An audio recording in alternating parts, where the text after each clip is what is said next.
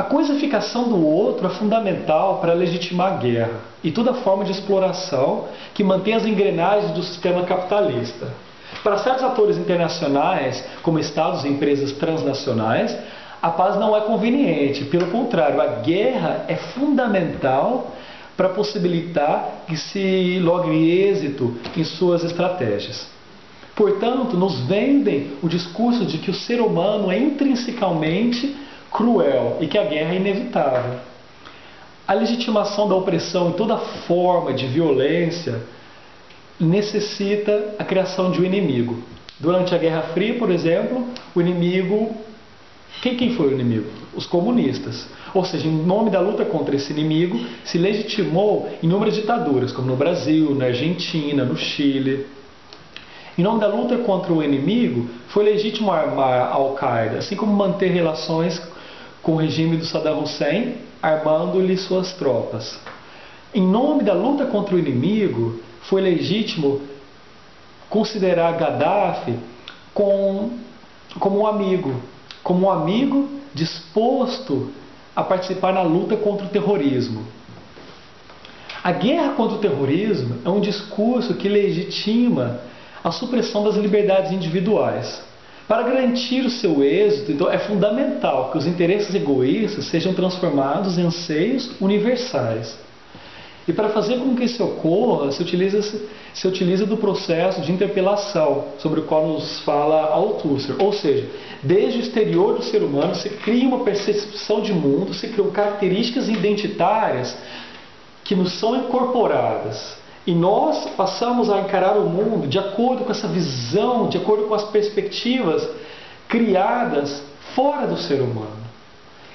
Então, de acordo com a perspectiva de uma cultura de violência, nós, em decorrência do processo de interpelação, encaramos que vivemos em um mundo onde a violência não tem solução, onde a guerra, como já havia falado antes, a guerra é um fenômeno inevitável e que, dessa forma, toda maneira de exploração do outro que seja diferente a mim, é legítima. Para isso, então, se promove uma memória histórica muito seletiva, ou seja, se mantém a memória dos nossos mortos, dos nossos que sofreram, e mantém-se, então, as lembranças, reiteradamente, se mantém a lembrança do sofrimento do nosso povo, ao mesmo tempo que somos indiferentes ao sofrimento alheio, principalmente ao sofrimento alheio causado por nós mesmos.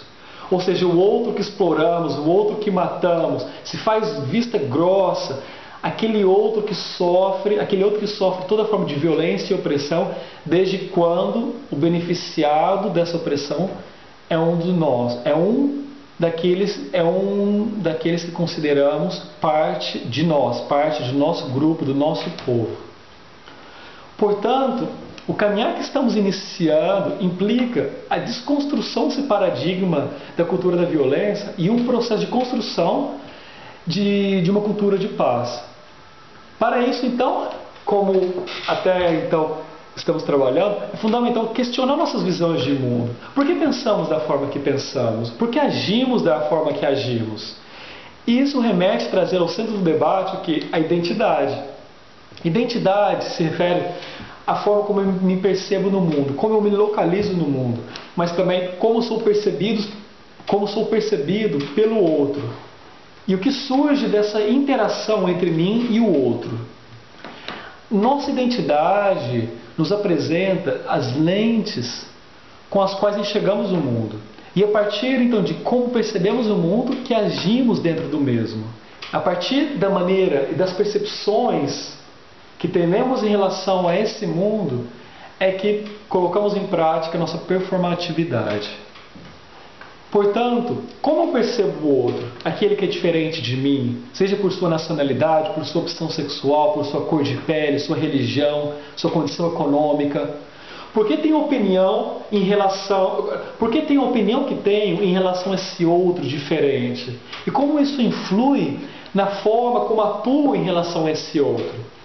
Por quem eu sinto indiferença e por quem eu sinto afinidade?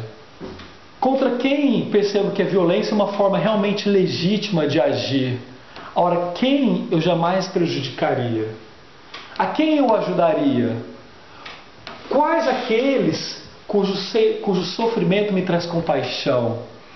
Quando o sofrimento alheio me traz indiferença? Assim, o presente projeto, ao propor o reconhecimento de realidades de paz, desde o cotidiano, representa um chamado para que troquemos as lentes com as quais vemos o mundo e compreendamos as relações de poder que muitas vezes nos impedem de visualizar as relações de paz, que nos impedem perceber, reconhecer a existência de práticas pacíficas desde o próprio cotidiano. Portanto, engajar-se em um projeto sobre paz não implica somente teorizar sobre a mesma. Não é apenas um comprometimento acadêmico, mas também social. Ou seja, demanda aplicar na prática as percepções teóricas que estamos trabalhando. Demanda promover a praxe da paz. Como já havia escrito Marx, não basta interpretar o mundo, é preciso transformá-lo. E, portanto, o presente projeto busca oferecer-lhes ferramentas para encarar a humanidade com um novo olhar, um olhar que reconhece a diferença não como uma ameaça, mas sim como um projeto de construção conjunta. E ademais um olhar que reconhece a presença da paz no cotidiano. E que esse reconhecimento nos demonstra, então, que a paz não apenas existe em contextos imperfeitos, mas que sua reprodução é possível, assim como a própria supressão da violência.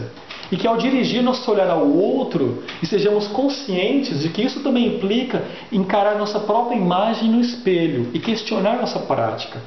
Que essa consciência emergir sobre a nossa capacidade, potencialidade de amar, de fazer justiça, de construir a paz, se traduz em ações práticas e justas. E que a partir disso iremos tecer teias que se produzem e que se reproduzem com suas imperfeições.